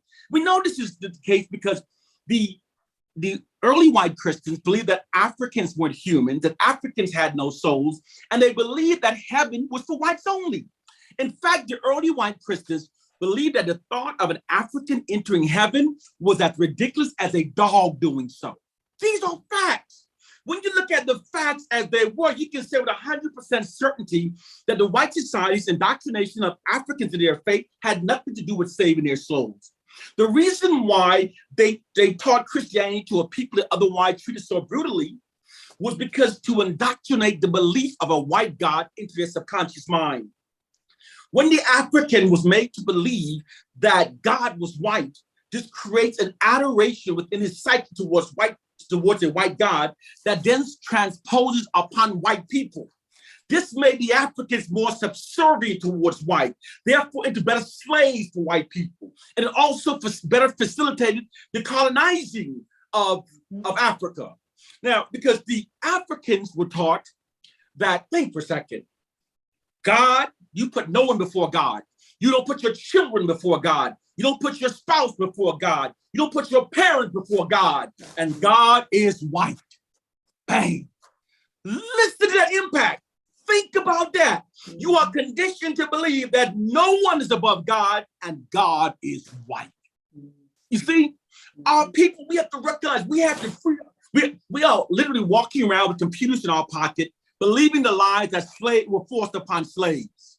There's a saying, in the age of ignorance, in the age of knowledge, ignorance is a choice. We are walking around believing what slaves were meant to believe, and we get angry at those who've done their research and says, hey, look. Now, another thing you read, a brother said that Caucasians would not exist without us. There were, many Black people buy into that narrative, and they've never researched that narrative. And they've also are totally unfamiliar with what DNA science has said about that narrative. Now, when the mind is ignorant, the eyes can fool you. Many Africans see the picture of the African woman with the albino babies, and they say, see, this is proof that a white man come from us. This is proof that the African woman has a magical gene and we can make all races. We have been so conditioned to love those Neanderthals that we find pride in saying they come from us. They come from us. The white society created that false narrative. Here are the facts. Although the white society, open your eyes. Although the white society shares more physical characteristics with Neanderthals than they presently do with the Africans, they've totally separated themselves from the Africans, from the Neanderthals, and claim themselves as being the highest evolved Africans, the superior evolved Africans. They describe it as a cold weather albinism. Cold weather albinism. It has been scientifically proven that Caucasians are not African albinos. I say again, it has been scientifically proven that Caucasians are not African albinos, but instead inherit their pink skin from the Neanderthal DNA, the animalistic hair from Neanderthal DNA. It's been scientifically proven that melanated skin and woolly hair is the result of Homo sapien DNA. The white society separated themselves from the Neanderthal ancestors and attached themselves to the African history while calling themselves superior evolved Africans. Caucasians did not come from us and are not of us. It's been proven scientifically. It's also why when a Black woman gets pregnant by a white man and she goes to see a doctor, the doctor said write down the race of the man. If the man is Caucasian, they have to give a woman an injection to prevent her body from trying to abort the baby. African women, in our genetics, they try to abort the fetus. Now, yes, during slavery, there were many cases where women naturally gave birth to white babies. But many didn't. They said the number would have been significantly higher had not been for this condition. Science has also said the fact that the African woman body responds biologically to the white man's seed is evidence that we are different species. Okay? So when you look at the scientific fact, The story that whites are Africans has never been a proven fact. It's always been a theory that they created to exalt themselves. When they dig up those skeletons, prehistoric, they say cold weather turned them white. Now, we know that we have Eskimos in Alaska. These Eskimos have been in Alaska for, everyone remember, thousands and thousands of years. These Eskimos lived in igloos. They did ice water fishing. They were in the cold all the time. If you see them today, their skin is still brown, their nose is still broad, and their hair is still black. They have not bleached. The story that the white society created the story that they are the highest evolved Africans. Mm-hmm. And many of us in our state of ignorance, we buy into it. They come from us. They come from us. They are not of us. They are not of us. They are Neanderthals masquerading themselves as being the highest evolved African Homo sapiens. And when you see every time you see the chart, the Darwin chart, the evolutionary chart with the people on it, you will notice they place the white man in the front as the highest evolved, and they place the blackest, darkest skin on the lowest evolved. Mm-hmm. This is designed to subliminally convey that the white man is the highest evolved African. Mm-hmm. He creates propaganda that programs you to believe less of yourself and higher of him. But here are the facts. Africans are not even included in the Darwin evolutionary chart. Mm-hmm. Africans were always Homo sapiens. Mm-hmm. The white man muddled up the story and have us confused. Prime apes had white skin. Mm-hmm. See, we function based upon narratives that come from us. We function. Black people, we have to research facts. We must not function based upon white narratives, because white narratives are always designed to exalt themselves and marginalize us. When we function based upon their narratives, we are doing so based upon narratives that are designed to mentally enslave us. They are not of us. The only reason the myth of white superiority only exists because the white man is exclusively writing all of the narratives. And he constantly distorts the narrative to exalt himself. Because social sciences is doing so, it makes non-whites more compliant with white dominance over their lives. It conveys the message that whites are supposed to rule over us. Now, remember I said society functions based upon narratives? If our true narratives were known, the white society's social dominance would erode. This is a fact. So that's why they fight so hard to keep their narratives going. It's why they keep pushing those fake movies where you see the white man created the light bulb. The white man invented the car. They distort these narratives and people buy into these narratives. And it creates the arrogance that you see in a white person who looks down at you. But if you knew the truth, once you understand the system, you hold your head high. It gives you you recognize your greatness. Great people. And what shows, there it is. Look at the chart. And this chart was used for racism because they tried to always say that the African were closer to apes. When the reality is the white man is the primate. We were always humans. Most Black people don't know that Black skin is Homo sapien as a result of Homo sapien DNA. But the white man has conditioned us to yearn the characteristics of the Neanderthal. And we don't even recognize this. Then they tell you their history. This is their. They tell you, and here's what they say. They tell you that the Africans went into Europe and they saw these Neanderthals and started having sex with them. And they had so much sex with them that the Neanderthals vanished and they became all Homo sapiens. Now, come on now. You know how stinking funky they were when they went? You know how funky they were? And that the Africans were so turned on that it was screwing Neanderthal women. The narrative is BS. But people, we buy into the narrative and we function based on a narrative. Every Black person who speaks negatively of his own people in favor of whites are functioning based upon false narratives created by the white society. Every Black person, because there's no Black person can confirm his negative perception of his people. But here is why most Black people insist they can, although they cannot.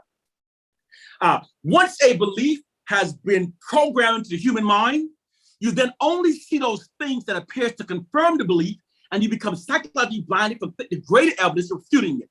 For example, there's this saying here in the US, and I don't know, it's probably over there too, that Asians are terrible drivers. Have you ever heard of saying? Well, in America, it's the same. And they try to blame women. They try to say that women are bad drivers. Oh, they say that too, yes. Yeah. Okay, I'll use We're that. the safest drivers. Yeah, let me use that one, yeah. If you've been made to believe that women are the worst drivers, now, you will notice every time you see a woman pulling over getting a ticket. You will notice every time you see a woman in an accident. And you say, I believe it's true because I've seen it with my own eyes. Women are the worst drivers. But no, you haven't seen it with your own eyes. What happens is you become psychologically blinded from seeing evidence that refutes the program embedded belief. Like, for example, if a Black woman is made to believe that most Black men prefer white women, she'll go to a function and she'll notice every Black man with a white woman. And let's say there are 20. And let's say there are 80 Black on Black couples. She's going to say, see, I told you, most Black men are running to white women. But she becomes psychologically blinded from recognizing the greater number of Black men who are Black women. Mm-hmm. This is how this study of the human mind, these social scientists thoroughly study the human mind, and they use that gained knowledge to mentally enslave Black people. Once we believe the negative about ourselves, we then start seeing it and functioning by it.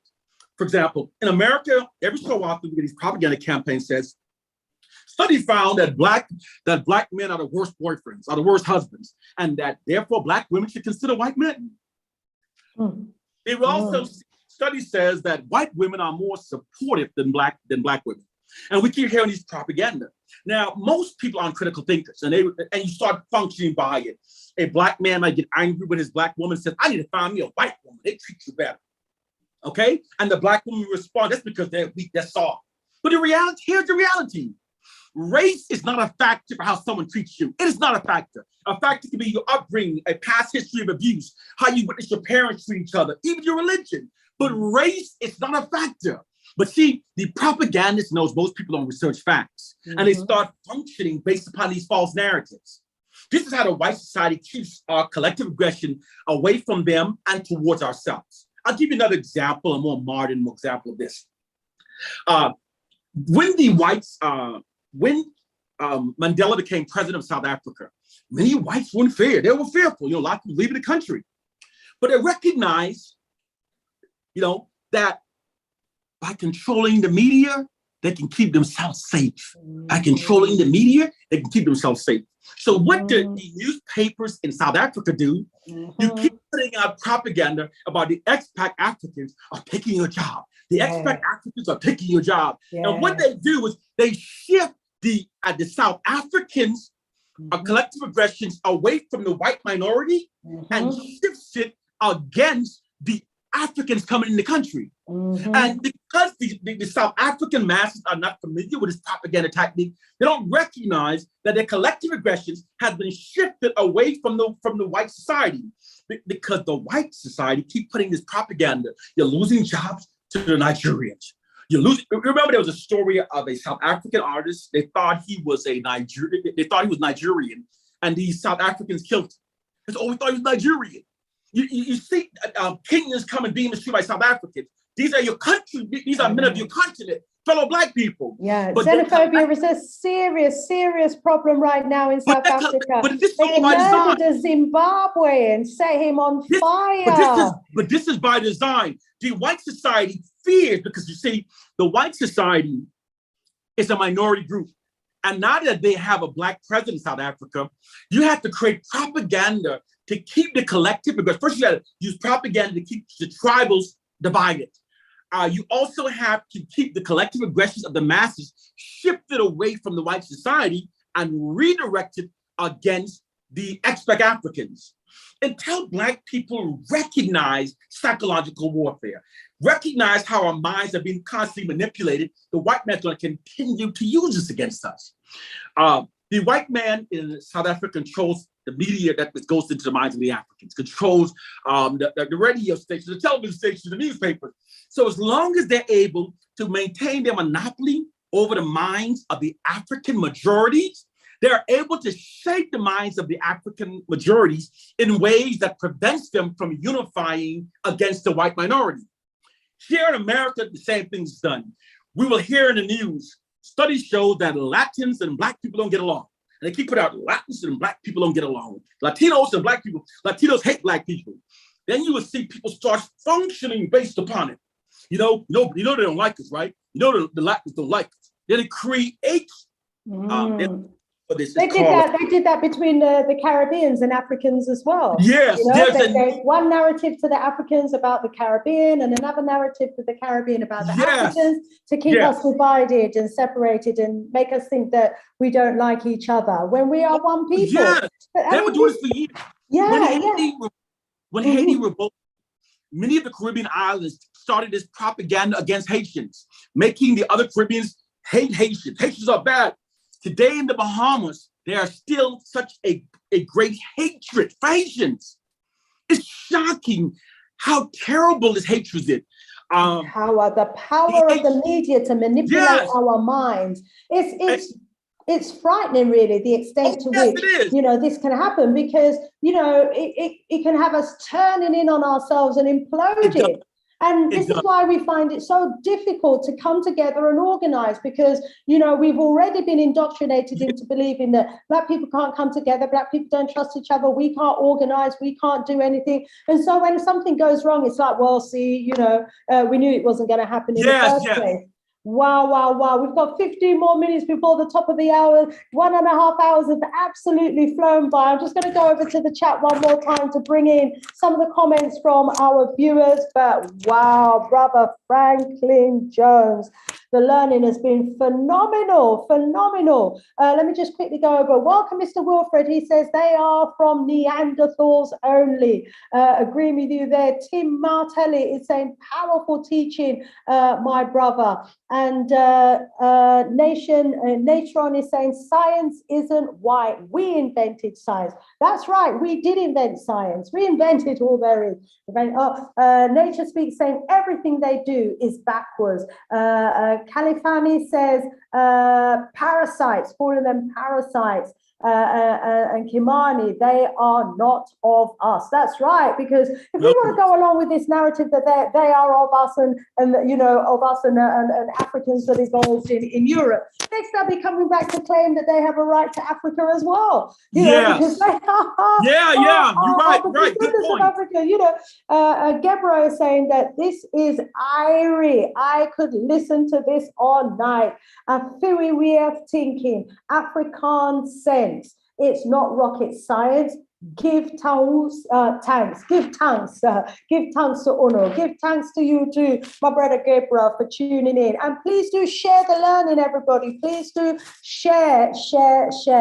And Nature Speaks is saying black is a color. When we look in the dictionary and see the meaning described as black, it's all negative. Now, we could have a whole show just talking about black, because what color is the universe? What color is the soil? There is power in blackness, but we have been, indoctrinated into hating blackness. We know it's a color, but it's also a very powerful color. Let me allow our brother Franklin Jones to come in on this one.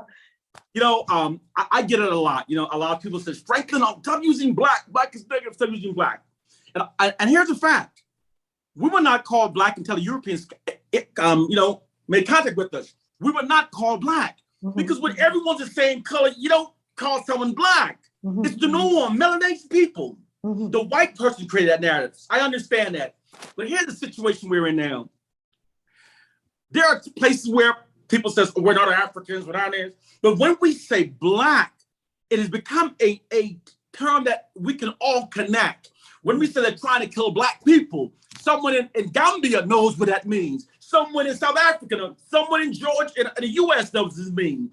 So if I started saying the melanated people, some people would scratch their head a little bit. I use different terms. The term black people is a term we know. There are places in the world where if I see African people, they think that, you're talking about those in Africa. In Brazil, you would go parts where they look just like Africans. But this is, you're referring to. So that's why when I say black people in my writings and my speeches, the people in Brazil connect to it. People in the Bahamas connect to it. If I say African, because of how our people have been socialized around the world, who don't identify themselves as Africans, it sometimes alienates them. So I use the term Black, but I must say I recognize that we were not called Black until we made contact with the white man. You know, he determined that he was white and we must be Black, okay? And he made everything about us negative. You know, the hidden reality is this. The white society exploits the genius of great minds, and because they control the narratives, they distort facts to give themselves credit for our creations as a means of maintaining their social dominance. This is what was going on. It's a social science. Black people must learn social science in order to liberate ourselves. We will never liberate ourselves reading our Bibles. You know, while black people studied the Bible, believing it would liberate us, the white man instead studied how to control the collective minds of targeted population, utilizing their monopoly over information. Then they used that gained knowledge to mentally enslave millions of Black people. And when those of us who are awake try to tell our people tells us to shut up and keep reading your Bibles. That's our reality. They say shut up and read your Bibles. And they stay in this place of mental slavery, not realizing the Bible will never liberate the Black man. You know, the white man, first of all, doing slavery, doing the colonization of Africa, they have given Africans millions of Bibles. After colonizing was over, after the slavery was over, they sold millions of Bibles to Black people. Millions, countless millions. If the Bible truly could liberate Black people, that's just common sense. The white man would not have placed millions upon millions of Bibles into the hands of Black people. Come on, it's common sense.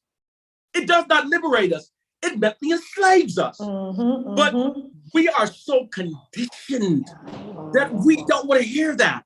You know, I mean, in my own family, they don't want to hear that. They don't want to function based upon facts because so much of their identity is connected to the lies, European lies. That's why they say the African slave of the 21st century are those who cannot unlearn the many mental enslaving lies the white society has indoctrinated into their minds. This is our hidden reality. We are functioning based upon lies, and we know it's real. We see the symptoms. We see what's being done to us. I haven't said anything that requires you to go to a state of faith. I've said nothing that requires you to believe in the unseen. I've laid out everything using common sense, critical thinking, and empirical evidence. I've shown you. You know, that's what we have to realize. We have to elevate our minds above anything that we have to rely on. Blind faith. You know, we have to recognize there is a science used for maintaining dominance. There's a science used for even dealing with crowds. Everything's a science.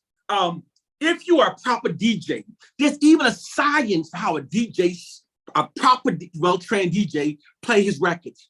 He plays so much records to keep you dancing, and so much records for you to cool down, keep you buying drinks. There are designs in the club that they create narrow ways to force people to interact with each other. People don't recognize there are sciences behind everything. And there's also a science behind maintaining dominance, and there's a science behind maintaining the long-term oppression of a people. Black people must elevate our minds above a biblical fairy tale and a slave syndrome myth and learn of the social science that's being deployed against our minds every day. Every day we walk to school, take our children to school, we kiss our children goodbye, and they go to school and they're being brainwashed. Our children go to the Roman schools and come home praising Caesar and hating Shaka Zulu, and we scratch our heads wondering, why are they praising Caesar and hating Shaka Zulu? We're sending them to Roman schools. It's what we're saying is basic common sense. But what has been done to Black people has been also been called thinking without thinking. We function without critically thinking. Our minds have been hijacked. And this is all possible because if you can control the information fed into the minds of people, you can steer an entire generation of people towards an implied objective. We have been steered toward an objective where our collective aggressions have been turned against ourselves and we exalt whites. Wow. This is a serious situation that we're in. The vast majority of us We're out of our right minds. We're out of our African minds. We've got an African body with a European mind. And as you said, we have been indoctrinated and programmed into elevating everything white. So everything they like, we like. Everything they hate, we hate. They hate us, we look at ourselves and hate ourselves. Yeah. So now, you know, those of us watching, those of us learning, it's up to us now to take the messages, you know, turn this information into PowerPoint presentations, turn this information into learning materials, workshops, you know, take this material and this information, make your, your flyers with information on it about it. Let's flip the script and let's get this message out. Someone in the chat was saying, you know, how can we get this message out onto the streets and into Africa? Any ideas? Because, you know, that is precisely what we've got to do. We can make this popular. We can make this information popular because, you know, we are a people that we can create trends. We can create movements. What tends to happen is that the media will hijack, you know, what we are making popular, and then they will steer it in their direction so that they take control of it. But what we've got to do is we've got to make, you know, our Pan-African vision and our mission popular. We have got to get that message out to the masses. So family, we've got our work cut out. We need every single one of you to be on this journey with us, you know, share the information, slice up the information, create new videos out of it, do what needs to be done. Rise up, Brother Geb in the house is saying, when we control our mind, we become a superpower. Absolutely, indeed. And so there's a work that needs to be done, family, and it takes every single one of us. We've all got a role to play. You know, whatever your capacity, whatever your skills, whatever your experiences, you know, utilize the message in such a way that you can empower yourself, empower your family, empower your friends, and empower our community. We are the ones who are going to have to do the works. You know, they're out there working against us on a daily basis to maintain control over our thinking. We're sending our children into the schooling system, or is it the fooling system? And as you say, we wonder why they come out praising Caesar and hating Shaka Zulu and hating themselves. Yes. And the image of themselves. So we've got to flip the script. You know, we are going to have to create, you know, a new science, you know, that elevates Blackness, that elevates us, that rises us up. That's what we've got to do. We've got to flip the script. If they say we can't, we say, yes, we can. If they say, you know, we've just got to know that we need to reverse everything that they're saying about us. It's about reverse psychology. We've got to reverse the psychology. We've got to reverse the science. We've got to reverse the narrative. And we have got to take pride again in Blackness, in our melanated selves, in our essence. We've got to believe in self. So, you know, if we start bouncing, my brother, back in the days when I was younger growing up, our men used to walk with a bounce, you know, they were so proud, they would walk with a bounce, you know, they were a proud set of people, but they have been hammered and hammered and hammered, you know, to a point where, you know, they're sagging, they're lacking in confidence. Some of them, not all of them. But we got to bring back that pride on the street, that confidence amongst our brothers and our sisters. We got to bring it back. My brother, we're 3 minutes away from the top of the hour. Let me give you, you know, 2 out of those 3 minutes to leave us with some parting words.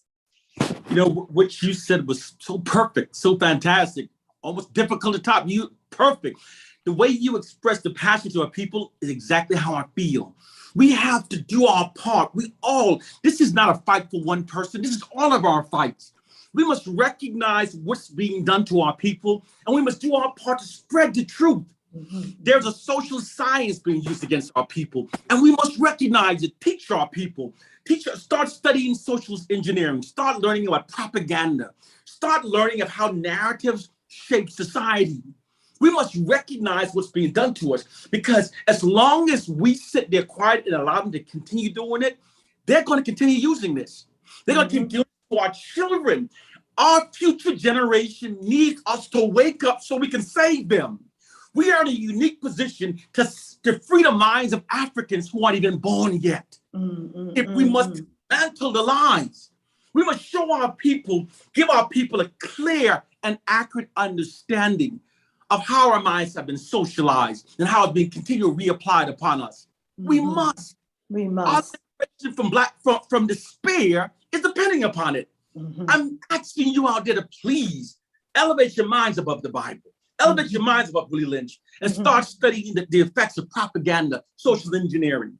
I have a page called the Black People's Matrix on Facebook. They do so much to limit it. But please check it out. The information, they're free. Their videos free. Just take the information, learn the information, share the information. We can use the internet to reach our people, to give our people the proper information.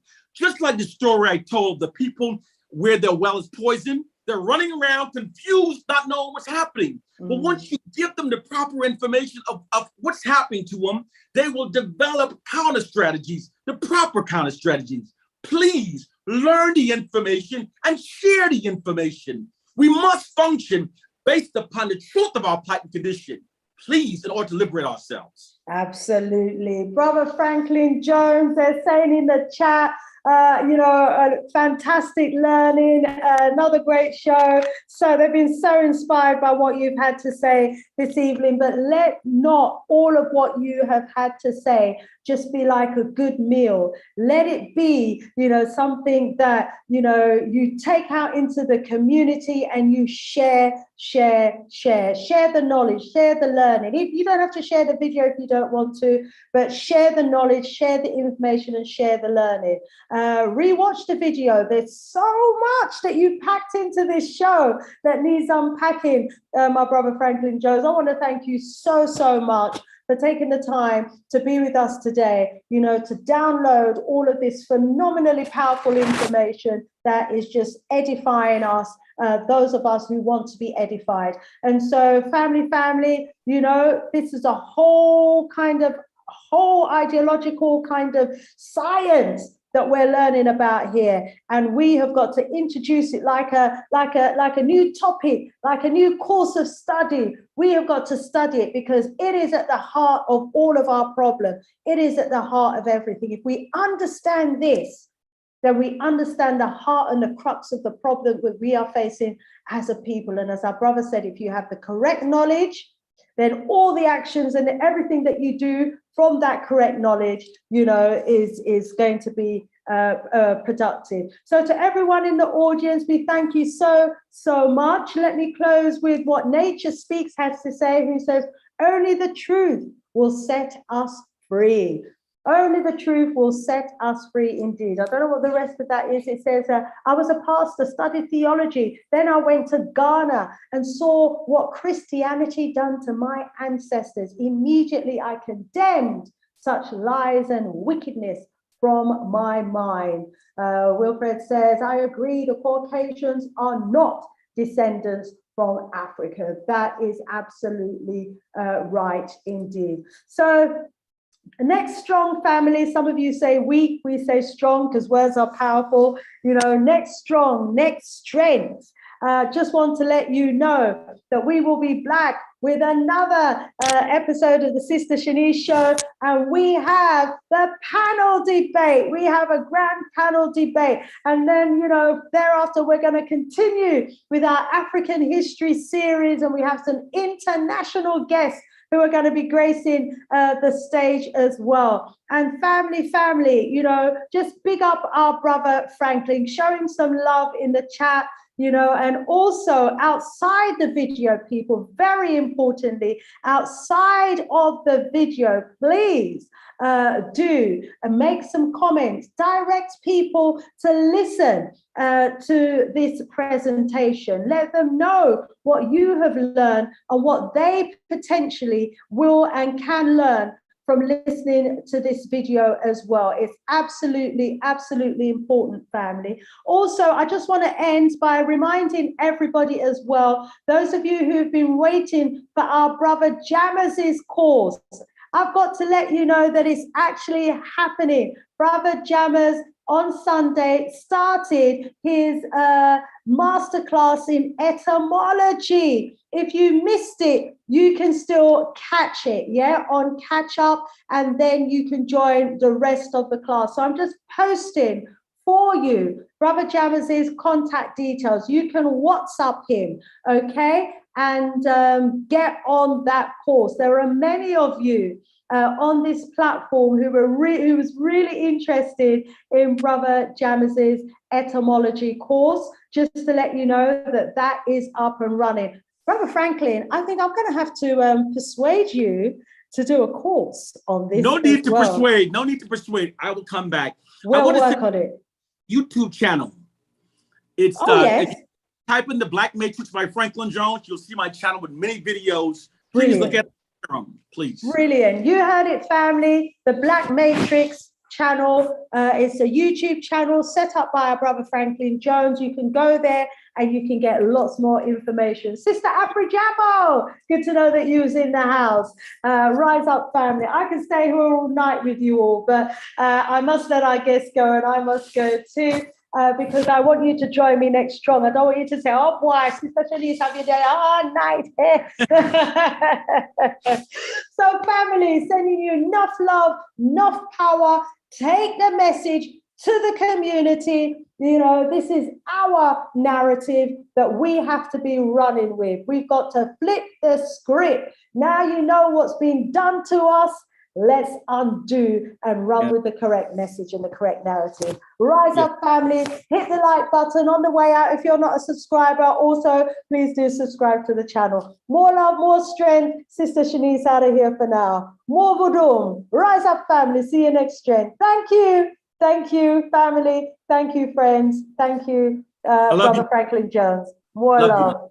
Enough love. Black at you, my